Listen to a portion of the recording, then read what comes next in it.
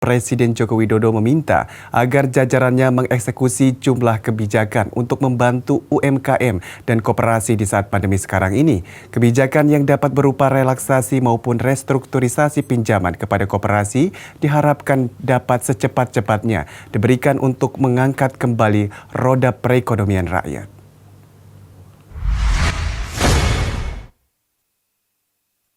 Perekonomian dunia belakangan ini sedang mengalami penurunan sebagai akibat dari pandemi COVID-19 yang setidaknya melanda 215 negara.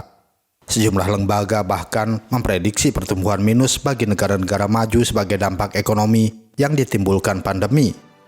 Untuk membantu UMKM dan koperasi di tengah lesunya ekonomi tersebut, pemerintah menyiapkan sejumlah kebijakan yang salah satunya berupa pembiayaan koperasi sebesar 1 triliun rupiah di masa pemulihan ekonomi. Presiden mengatakan kesempatan bagi Indonesia untuk kembali mengungkit naik perekonomiannya ialah pada bulan Juli hingga September mendatang. Kementerian dan lembaga diminta untuk mengintensifkan belanja anggaran di 3 bulan tersebut agar daya beli masyarakat dapat kembali naik dan memudahkan pemulihan ekonomi pada kuartal-kuartal mendatang.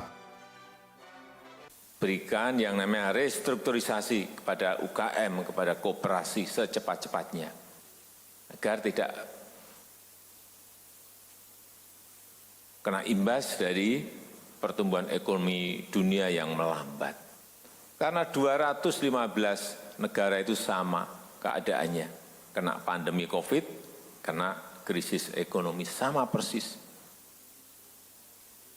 Oleh sebab itu, kita berharap di kuartal yang ketiga ini kita sudah harus naik lagi. Kalau enggak ngerti saya. Betapa kan lebih sulit kita. Kebijakan terkait UMKM dan koperasi juga telah disiapkan untuk dieksekusi secara besar-besaran pada Agustus mendatang. Pemerintah telah menyiapkan bantuan modal kerja produktif bagi setidaknya 12 juta pelaku UMKM untuk dapat membantu mengurangi beban UMKM akibat pandemi. Namun Kepala Negara mengingatkan agar proses penyerahan bantuan tersebut dapat dilakukan secara efisien, cepat, dan sederhana. Di tengah pandemi ini, kecepatan dalam mengeksekusi kebijakan yang berkaitan dengan kepentingan rakyat banyak amat dinanti.